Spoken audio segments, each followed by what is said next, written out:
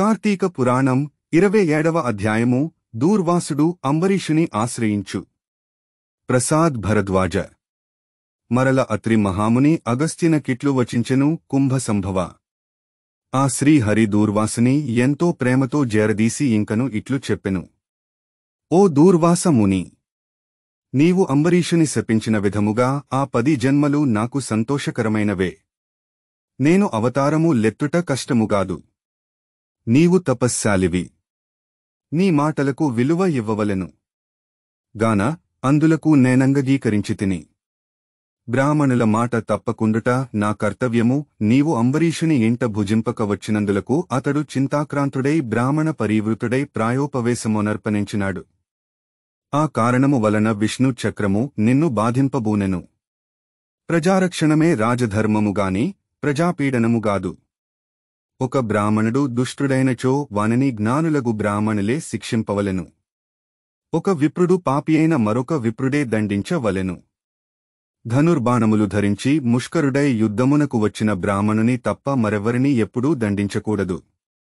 బ్రాహ్మణ యువకుని దండించుట కంటే పాతకము లేదు. విప్రుని హింసించువాడును హింసింపచేయువాడును బ్రాహ్మణ హంతకులకి న్యాయశాస్త్రములు ఘోషించుచున్నవి.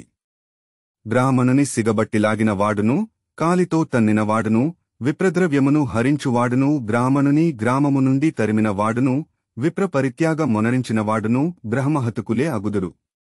కాన ఓ దూర్వాస మహర్షి, అంబరీషుడు నీ గురించి తపశ్శాలియు విప్రోత్తముడును అగు దూర్వాసుడు నా మూలమున ప్రాణసంకటం పొందుచున్నాడు.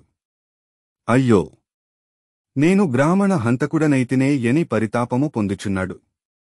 కాబట్టి నీవు వేగమే అంబరీషుని కడకేగుము.